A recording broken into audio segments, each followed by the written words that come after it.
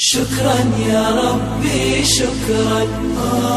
अस्सलाम वालेकुम dear students, उम्मीद करता हूँ कि आप खैरियत से होंगे। आज हम पढ़ेंगे मेटालिक बॉन्ड। अच्छा स्टूडेंट्स, मेटल्स के बारे में थोड़ा सा डिस्कस करते हैं। आप अपनी डेली लाइफ में कई सारी मेटल्स को देखते हैं, जैसे कि आयरन यानी लोहा जो है, इसी तरह से हमारे पास कॉपर तांबा जिसको बोलते हैं हम। तो ये तमाम चीज़ें क्या हैं जी, मेटल्स हैं। ठीक है, सिल्वर भी क्या होती है, मेटल्स होती है। अब ये तमाम मेटल्स जो होती है ना, अब इतनी सख्त क्यों होती है? हम अक्सर देखते हैं कि मेटल्स क्या होती हैं, हार्ड होती हैं, सख्त होती है।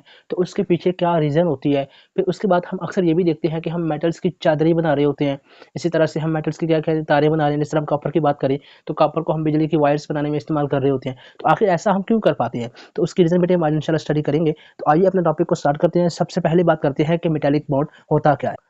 मेटालिक बॉन्ड एक ऐसा बॉन्ड है जो सिर्फ दो मेटल के एटम्स के बीच में बन सकते हैं। ठीक है, पहली बात तो आपने ये याद रखनी है। जब भी दो मेटल्स के एटम आपस में जुड़ेंगे तो वो मेटालिक बॉन्ड के जरिए ही जुड़ेंगे। अब सवाल ये है कि ये मेटालिक बॉन्ड बनता कैसे है।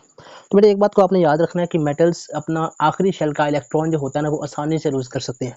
हम किसी भी मेटल की मिसाल लें तो हम उसमें आराम से देख सकते हैं कि मेटल्स अपने आखिरी शेल के इलेक्ट्रॉन को लूज़ करने की टेंडेंसी रखते हैं। मिसाल लेते हैं सोडियम की, तो सोडियम का हमें पता है कि टोटल इलेक्ट्रॉन कितने होते हैं, 11। ठीक है, तो पहले शेल में कितने इलेक्ट्रॉन होंगे, 2। दूसरे में कितने होंगे जी, 8। और तीसरे में कितने होंगे, 1। अब सोडियम क्या करेगा, ये आखिरी वाला जो इलेक्ट्रॉन है इसको निकालेगा, लूज करेगा, ताकि क्या हो जाए, इसके पिछले शेल में 8 इलेक्ट्रॉन पूरे हो जाएं और उसका ऑक्टेट क्या हो, पूरा हो। अब जब ये सोडियम अपना इलेक्ट्रॉन लूज करेगा तो वो क्या होगा जी, ये ये फर्ज करें सोडियम का एटम था, जिसने क्या किया, अपना इलेक्ट्रॉन लूज कर दिया, जिससे इस पे चार्ज क्या आ गया, पॉजिटिव आ गया। अच्छा, हमें पता है कि जब भी कोई एटम अपना इलेक्ट्रॉन लूज करेगा तो उस पे चार्ज क्या आएगा, पॉजिटिव, यानी पॉजिटिव आयन बन जाएगा। लेकिन साथ में जो इलेक्ट्रॉन उसने लूज किया है ना, वो डीलोकलाइज हो जाएगा। डीलोकलाइज होने का मतलब ये है कि ये इलेक्ट्रॉन बिलफर्स जो अभी इस सोडियम से निकला था, ये वाला, अब ये हो सकता है कि थोड़ी ही देर में वो कहाँ पहुंच जाए, यहाँ पहुंच जाए, थोड़ी ही देर में वो यहाँ पे आ जाए। यानी पूरे स्ट्रक्चर में क्या होता है, ये इलेक्ट्रॉन घूम सकता है, हरकत कर सकता है। इस इलेक्ट्रॉन को हम बोलते हैं मोबाइल इलेक्ट्रॉन या फिर फ्री इलेक्ट्रॉन, यानी ऐसा इलेक्ट्रॉन जो अपने एटम से निकलने के बाद क्या करता है जी, पूरे स्ट्रक्चर में जा सकता है, आज़ादाना घूम सकता है। लेकिन एक बात आप खुद सोचें कि जितने इलेक्ट्रॉन लूज होंगे, क्या उतने ही पॉजिटिव आयन नहीं बनेंगे? क्योंकि हर एटम में क्या होगा, एक इलेक्ट्रॉन लूज होगा, जिसकी वजह से उस पर चार्ज क्या आ जाएगा, प्लस था 1।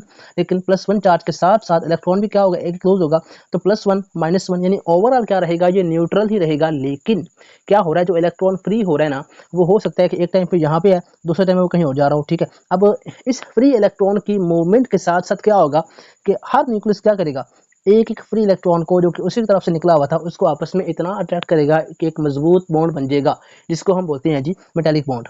लेकिन ये हो सकता है कि बिलफर्ज हम इस एटम की बात करें तो ये एटम जिस इलेक्ट्रॉन को अट्रैक्ट करेगा वो हो सकता है इसका अपना निकला हुआ इलेक्ट्रॉन नहीं होगा, बल्कि वो किसी और एटम का इलेक्ट्रॉन भी हो सकता है जो कि घूमता हुआ इसके करीब आया। जब इसके करीब आया उसने क्या किया, उसको अट्रैक्ट कर लिया।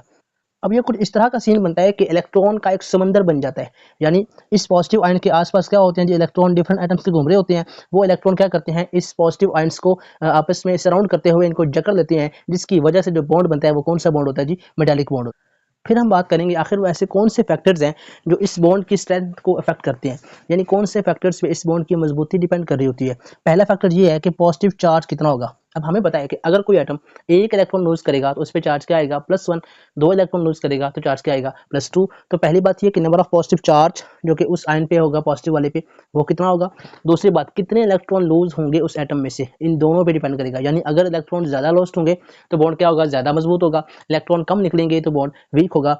इसलिए हम कहते हैं कि जो सोडियम है ये एक इलेक्ट्रॉन लूज करता है, जबकि मैग्नीशियम कितने करता है, दो इलेक्ट्रॉन लूज करता है। इसलिए सोडियम का जो बॉन्ड होता है वो वीक होता है, मैग्नीशियम का बॉन्ड क्या होता है जी, स्ट्रॉन्ग होता है। फिर हम बात करते हैं प्रॉपर्टीज़ पे।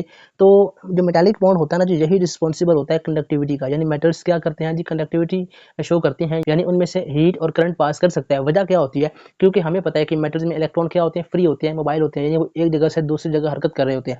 और आप लोगों ने ये चीज़ फिजिक्स में पढ़ी होगी कि जो फ्लो ऑफ इलेक्ट्रॉन होता है वो क्या होता है जी, करंट। फ्लो ऑफ इलेक्ट्रॉन क्या होता है जी, करंट होता है। तो इसलिए क्योंकि मेटल्स में इलेक्ट्रॉन फ्लो करते हैं, इसलिए इनमें क्या होता है, करंट पास कर सकता है। इसी तरह से हीट भी क्या कर सकती है जी, पास कर सकती है। दूसरी बात होता है जी मैलिएबिलिटी एंड डक्टिलिटी। हम मेटल्स को खींच कर लंबी तारें भी बना सकते हैं और साथ ही साथ मेटल्स को कूट कर उसकी पतली चादरों में भी तब्दील कर सकते हैं। लफ्ज़ यहाँ पे लिखा हुआ है बेटा चादरों, ये सॉरी गलती से लिखा गया, यहाँ पे आपने लिखना है चादरों। ठीक है, आपने अक्सर देखा होगा मेटल्स की चादरें होती हैं, यानी मेटल्स को कूट कूट के एक पतली सी उनकी चादर बन जाती है। ये भी इसमें की प्रॉपर्टी है मेटल्स की। और साथ ही साथ मेटल्स को हम खींच के लंबी तारें भी बना सकते हैं, जैसे कि हम बिजली की तारें बना रहे होते हैं कॉपर से, सिल्वर से। फिर उसके बाद इनकी प्रॉपर्टी ये है कि देखिए यहाँ इनकी अपनी लस्टर होती है। लस्टर किसको बोलते हैं? चमक को। आपने देखा होगा कि मेटल्स की, धातुओं की क्या होती है? एक मखसूस चमक होती है, ठीक है? सोने की भी चमक होती है, सिल्वर की भी अपनी खास चमक होती है, इसी तरह से सोडियम की भी। क्या होगा कि हर मेटल के एटम की क्या होती है जी, एक अपनी चमक होती है। उसके बाद आपने ये देखना है कि मेटल्स के एटम्स जब आपस में क्या होते हैं, लेयर बाय लेयर अरेंज होते हैं ना, तो अगर उन पे थोड़ा प्रेशर अप्लाई करें, बिल फर्स्ट हम क्या करें, इस साइड से, ठीक है जी, मेटल्स के लेयर को हम स्लाइड ओवर करवा सकते हैं। उसके बाद बेटा ये आपके इस टॉपिक का उर्दू का मफ़हूम है। अगर आप इस टॉपिक को उर्दू में समझना चाह रहे हैं तो आप इसमें इस पेज को पढ़ सकते हैं। और एंड पे हैं जी आपके इंपॉर्टेंट क्वेश्चंस जो कि आपको इस टॉपिक से आ सकते हैं। तो ये था बेटे हमारा आज का लेक्चर। मिलते हैं इंशाल्लाह अपनी अगली वीडियो में, तब तक के लिए अल्लाह हाफ़िज़, अस्सलाम वालेकुम।